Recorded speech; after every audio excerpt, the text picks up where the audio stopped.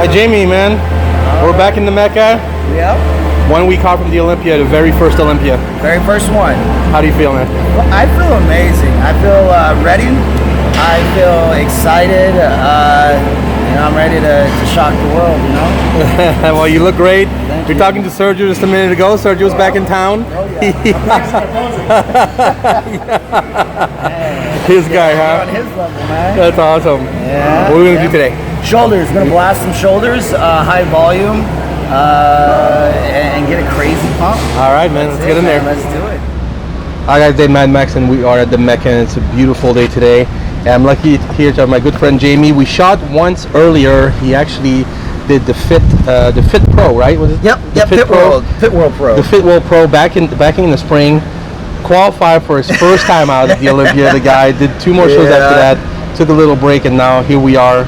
It seems more than a year ago that we shot, but it hasn't been that long. It hasn't been that long at all. Yeah. Great time. And so I'm so excited for you to go to the Olympia. Thank you. Especially qualifying after your very first pro show, which is very hard to do. Yeah. There was a stack show, I remember. It wasn't my first pro show. That was my third pro show. Your third pro show. Okay. Yeah. My third. But this is your first Olympia. This is my first Olympia. Yes.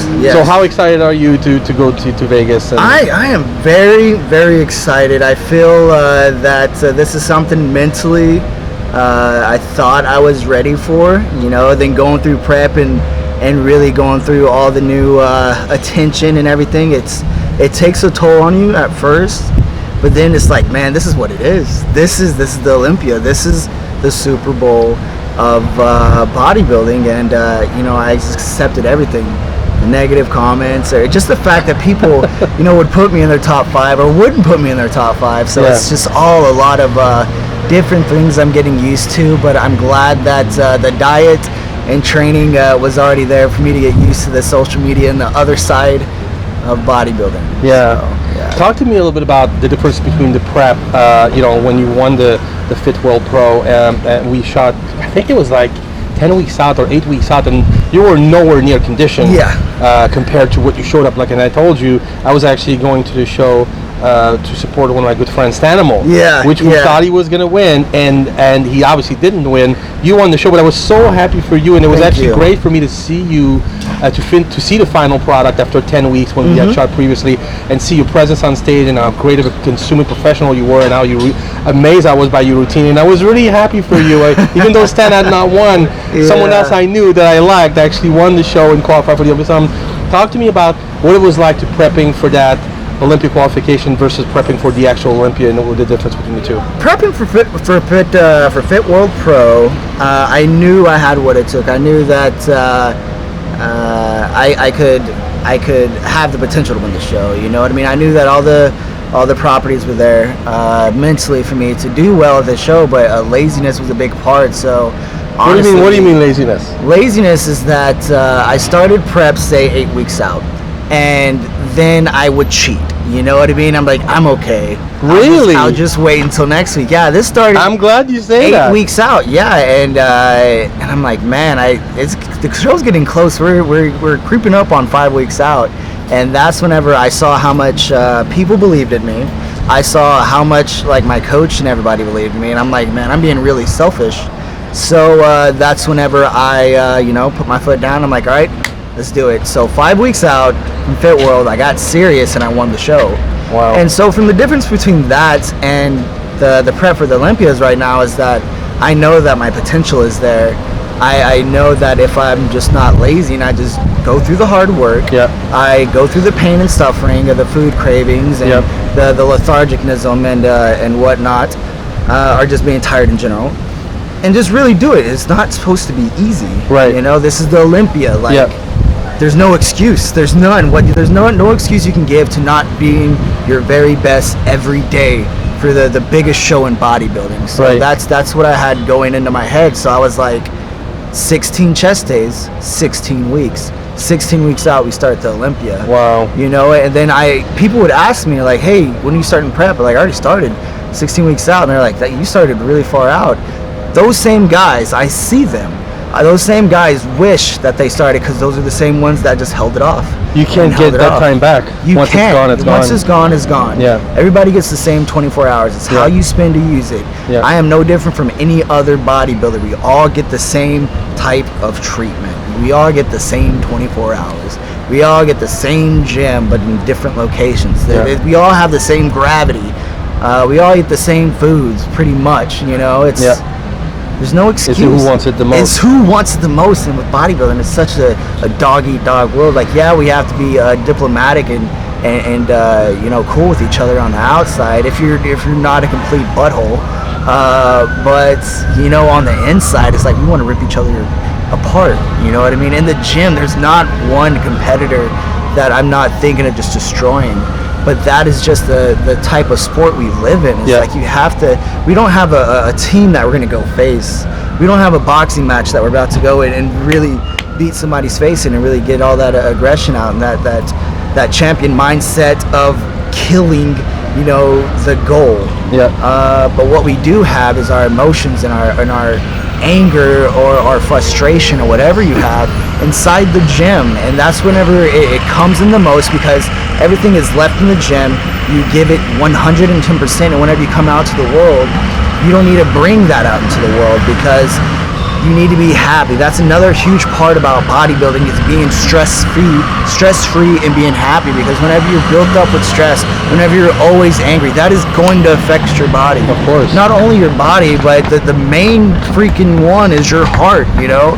Like, it's just overall bad for you, you know? So really take the time, and I do this thing called pre-workout ritual on my social media feeds, and I strongly believe that you really need to sit down and focus and think about what's bothering you or what's making you happy, and hone in on it and leave it in the gym. You know what I mean?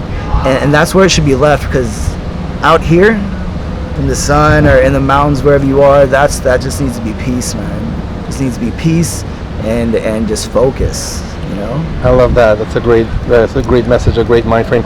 Jamie, you told me, as good as your routine was at the Fit World Pro, very, very impressive. Like I said, your professionalism, the way you presented yourself, that's nothing compared to the one you have prepared for the Olympia. So you worked a lot on your routine. Yeah. Talk to me a little bit about it.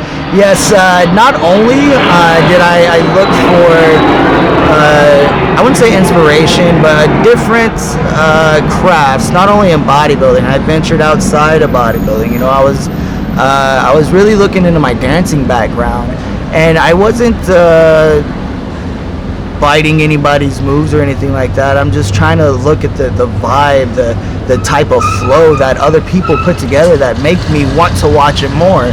And what I wanted to do from that is, like, I want people to watch me more. I want people to be moved, because I don't want to give a posing routine. I want to give an art. You know what I mean? I want to give a performance that is going to just blow people away. You know who says that? Move them. Do you know who says those exact words? Who's that? Oksana Grishina. Really? She says, I don't want to just perform a routine. I don't want to just do a routine. It's not just a routine. It's a performance. Exactly. So it sounds to me like a recurring term for one of you guys who think that way. Yeah. It's a lot more than just a series of movement, and it's an artistic mindset. You know, bodybuilding, it's so much more than just going on stage and hitting a pose. Yeah. Like, posing is bodybuilding. Without posing, we would be big guys walking on stage. Yeah. You know what I mean? And a lot of people back in the day, they really did understand the concept, because everybody's gonna have a six-pack. Everybody's gonna have some big arms, or they should. You know, and posing is what's gonna separate you. You know, if everybody's gonna come conditioned, if everybody's gonna come big, what's gonna separate you? And not only does it separate you from the pack, it shows your commitment and your heart for bodybuilding itself. You know what I mean? Do some research, do some study, just look into bodybuilding itself. You know what I mean? And just know that posing is a huge part of it. And I think people, especially today, they just get lost in the gym and getting this validation from other people on social media that they look good. Yeah. But once you get on stage, you know what I mean, there's no social media validation there at all in that time frame. You know, and before and after, that's all you get. So to get your posing or your physique in general validated by people on the internet, it's not gonna It's replace. empty. It's empty. You actually need to fill it. If you fill it, you know that, hey, this is it. This is what I want to give to the world. That's the one. Yeah, that is the I think potent. when you can have someone, and that's actually a good way to explain it, if you can have someone that poses on stage and you don't want to look at your phone or check your emails or check social media while he's posing, that's a great testament to the poser. When you can take your eyes off the person, that's huge. Because today people have no attention span, man. They don't, and it's immediate gratification. It's immediate gratification, and that's that's just today's generation.